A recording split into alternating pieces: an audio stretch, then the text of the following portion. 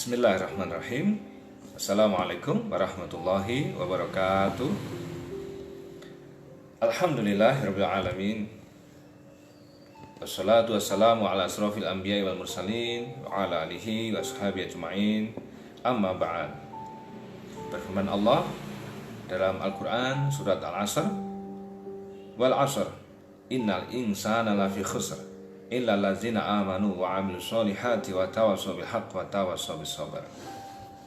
Demi masa, sesungguhnya semua manusia dalam kerugian kecuali mereka yang beriman, yang beramal soleh, yang selalu menasihati dalam kebenaran dan dalam menetapi kesabaran. Maha benar Allah dengan segala firman-Nya. Apa kabar sobat Facebook semuanya? Apa kabar teman-teman semuanya? Di puasa yang hari kelima ya. Bersyukur tidak terhingga kepada Allah SWT kita panjatkan. Kita masih bisa kuat, kita masih bisa eksis, kita masih bisa saling berbagi yang paling penting ya. Karena saat ini yang paling dibutuhkan oleh kita adalah berbagi dalam segala hal. Apa yang paling utama berbaginya? Yang apa yang paling dibutuhkan oleh saudara dan sahabat kita. Selamat jumpa lagi di Cerita Sum, cerita cinta 10 menit, kisah-kisah orang mulia yang menggugah jiwa. Selalu saya sampaikan di awal pertemuan dulu, cerita cinta ini hadir satu untuk memenuhi rasa kangen dan cinta saya kepada kalian semuanya. Karena kita tidak bisa bertemu secara langsung karena pandemi ini, tapi Allah takdirkan kita punya media sosial yang bisa kita manfaatkan untuk tetap silaturahim walau kita tidak bisa berjabat tangan, tidak bisa bersentuhan fisik mungkin. Yang keduanya, kenapa cerita cinta? Karena berkali-kali kita sampaikan, cinta inilah yang membuat kita bergerak. Cinta inilah yang membuat segalanya tampak mudah. Cinta pula lah yang membuat Allah SWT menciptakan alam raya untuk kita semuanya. Teman-teman semuanya, di edisi kali ini, pagi ini, kita akan menyampaikan lagi kisah cinta orang-orang mulia. Siang ini menjelang duhur, semoga semua sudah berwudu semua ya, mudah-mudahan. Karena sementara kita akan sholat duhur, kalau sekarang udah wudu, tadi udah baca Quran, break sebentar, duduk sejenak di sini, insya Allah 10 menitan lebih. Lebihnya tidak sampai 1 jam kok. Nanti kita tilawah Quran lagi dan sholat duhur berjamaah, insya Allah. Nikmat sekali. Fabi ayya ala rabbikuma tukadziban. Nikmat Tuhan kamu yang manakah yang kamu dustakan? Teman-teman, yang kita akan ungkap adalah salah satu sisi romantisme kisah cinta bukan sahabat Nabi, tapi dia sering disebut sebagai khalifah yang kelima. Padahal beliau bukan khalifah yang 4, bukan Abu Bakar, Umar, Utsman, Ali, tapi dia masih masuk kategori cicit dari Umar ibn Khattab radhiyallahu anhu. Kenapa disebut khalifah kelima oleh sebagian besar sejarawan Islam?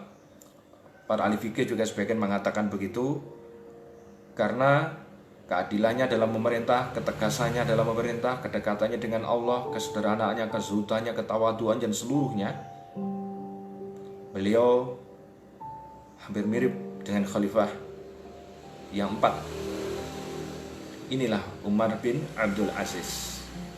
Pada masa pemerintahannya, sebelum dia diangkat menjadi seorang khalifah, Umar bin Abdul Aziz terkenal dari keluarga yang kaya raya, termasuk beliau sendiri, bersama istrinya Fatimah bin Abdul Malik. Kondisi sehari-harinya kaya raya, keluarga yang berkecukupan bahkan sisa-sisa, tapi akhlaknya memang luar biasa bagus. Kemudian setelah dia dilantik menjadi seorang khalifah,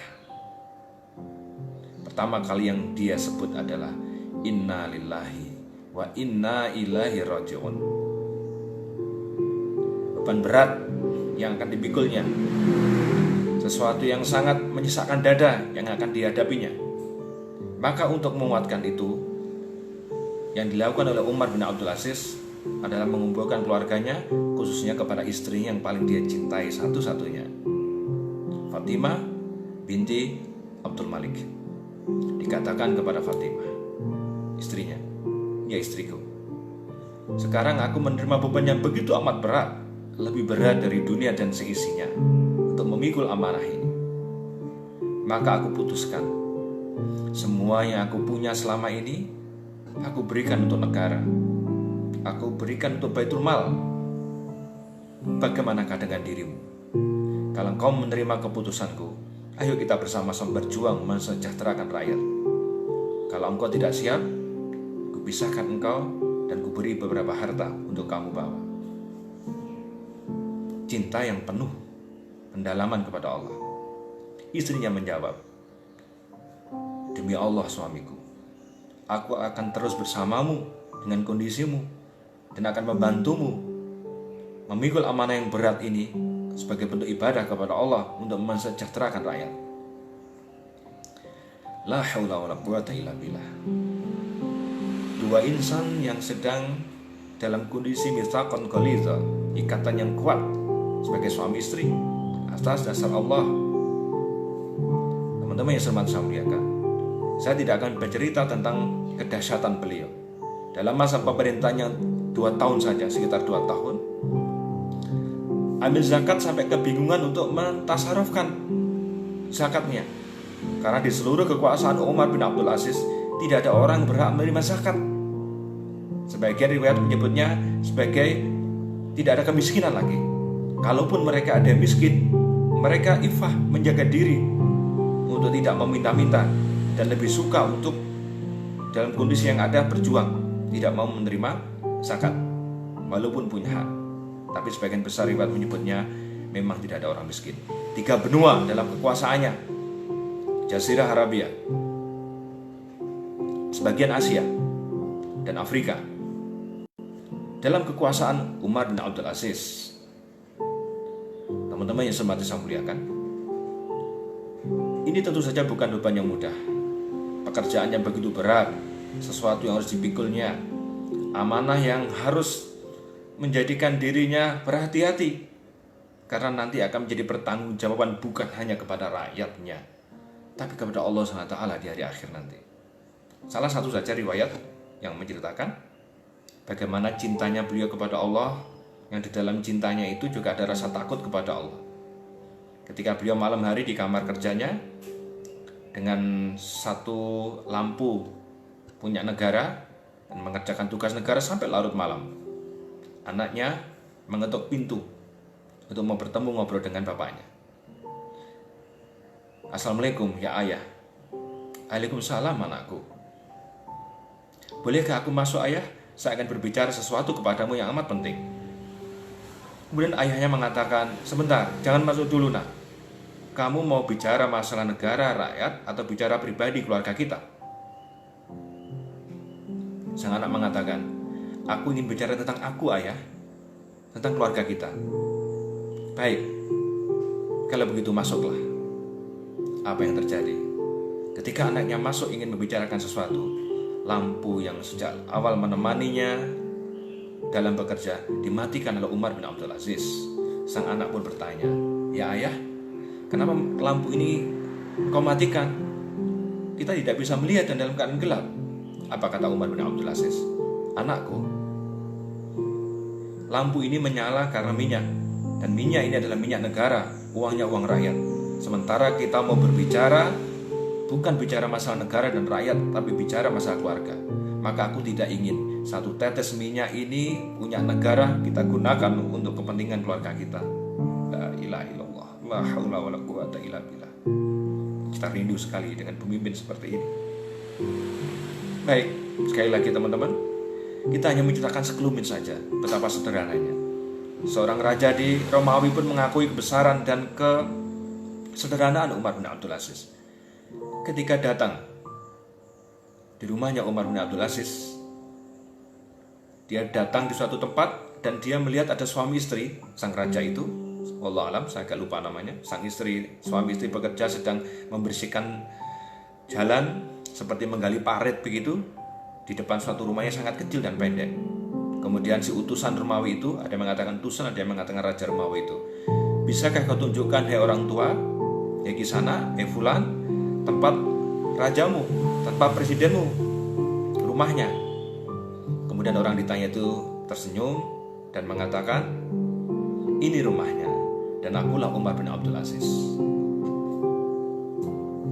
Teman-teman, kita tidak sedang bicara kita harus punya rumah kecil atau punya kendaraannya sederhana. Kita tidak sedang bicara itu. Kita sedang bicara pribadi yang dalam sejarahnya menguasai 3 benua, seorang khalifah, seorang yang mestinya memiliki segala-galanya, tapi dia memilih untuk hidup seperti itu. Dan yang lebih luar biasa tentu saja istrinya, yang siap melakukan segala sesuatu dengan segala kesederhanaan, bahkan mungkin kekurangan. Itulah dia bekerja keras untuk mensejahterakan rakyatnya.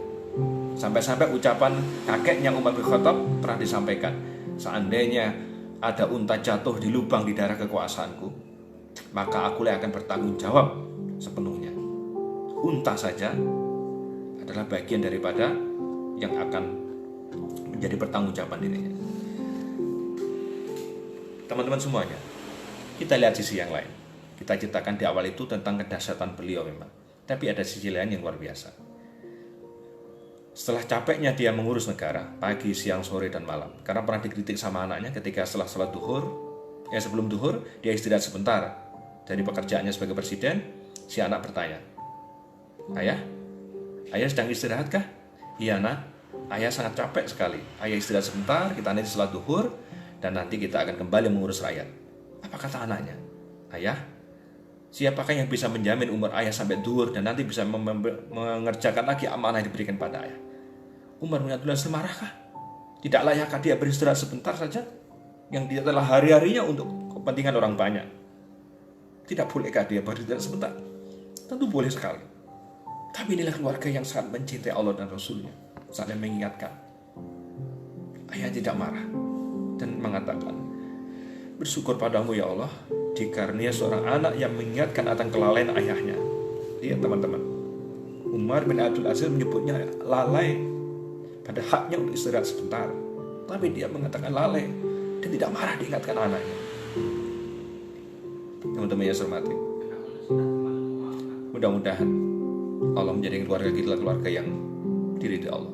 Singkat cerita, mari kita lihat, beliau sempat sakit akhirnya karena mengurus negara, mengurus rakyatnya, sakit yang lumayan, yang dia harus beristirahat total di dalamnya, yang dipanggillah tabib, dipanggillah dokter, dipanggillah orang bisa menyembuhkannya, menghiburnya. Tapi ternyata sakitnya luar biasa. Dalam kondisi seperti itu, saya ingatkan cerita ulang sebelumnya. Pernah Umar bin Abdul Aziz itu mengalami masa puber yang kedua di usia 40 tahun. Dia ternyata jatuh cinta kepada seorang gadis yang cantik dan solehah. Tapi dia tidak sembunyi-sembunyi, dia tidak mencuri-curi. Dia sampaikan apa adanya kepada istrinya, Fatimah bin Abdul Malik, bahwa dia mencintai seorang gadis dan dia ingin menikahinya, dan supaya istrinya akan melamarkannya dan menikahkannya. Tapi sang Fatimah, istrinya, tidak menyetujuinya. Maka Umar bin Abdul Aziz menenangkan gejolak cintanya. Dan salah satunya berefek pada sakitnya beliau. Setelah lama beliau sakit itu, akhirnya teman-teman, istrinya membawa obat yang di luar perkiraan. Ya, istrinya ternyata membawa gadis yang dicintai Umar bin Abdul Aziz dan mengizinkan untuk menikahinya. Bukan ini kabar gembira? Bukankah ini mestinya sebagai suatu hal yang diimpi-impikannya, seperti mendapatkan durian yang runtuh? Karena memang itu yang diidam-idamkan Umar bin Abdul Aziz, sang penguasa 3 benua ini, yang diinginkan sejak lama. Tapi teman-teman yang saya hormati, apa jawaban Umar bin Abdul Aziz ketika istrinya menawarkan bersama gadis itu ada di sana? Menggelenglah Umar bin Abdul Aziz. Aku tidak boleh begini. Aku tidak boleh begini. Maka dia menenangkan cintanya untuk memenangkan cinta yang lebih besar yang lainnya.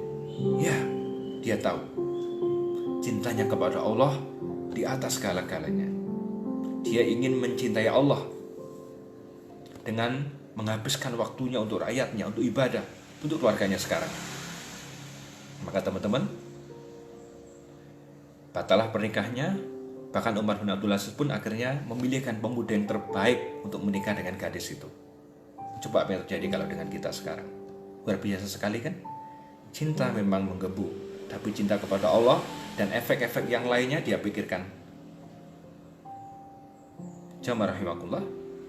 Setelah itu sewanita akhirnya bertanya, "Ya Umar, bukankah kau dulu sangat mencintaiku dan menginginkanku menikah denganmu?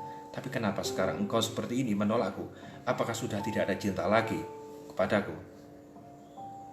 Umar bin Abdul Aziz menjawab, "Tidak begitu. Bahkan cinta itu semakin dalam hati." Lihat teman-teman, jatuh cinta memang tidak bisa dipaksa. Cinta memang tidak mungkin ditolak. Tapi cinta bisa di-manage. Apakah cinta itu akan menghasilkan ridho Allah atau tidak? Apakah cinta itu akan membawa efek negatif berikutnya atau tidak? Ini bukan sekedar menyalurkan atau tidak, tapi adalah bagaimana berpikir yang dalam, menenangkan cinta yang akhirnya bisa memenangkan cinta itu sendiri. Sekali lagi, teman-teman, itulah kesetiaan. Itulah rasa cinta. Itulah cinta karena Allah. Itulah kemampuan untuk memendam rasa, bahwa rasa itu memang semakin dalam. Tapi rasa yang dalam itu dia pikir ulang, apakah nanti akan menghasilkan sesuatu yang lebih bermanfaat. Dan dia baik sangka kepada Allah, dan dia tetap berazam, biarlah aku berkeluarga dengan Fatimah bin Abdul Malik, dan biarlah aku memenuhi amanah menjadi seorang khalifah sampai Allah nanti memanggilku, dan akan berat kehidupanku di akhirat nanti karena mempertanggungjawabkan semua amanah. Teman-teman, selamat setia, selamat memberikan yang terbaik, pegang erat iman ini kepada Allah, bahwa sampai meninggal, apapun yang terjadi, aku masih di sini untuk setia. Saya Darwis, founder Gabung Indonesia dan Ngaji Kita. Assalamualaikum warahmatullahi wabarakatuh.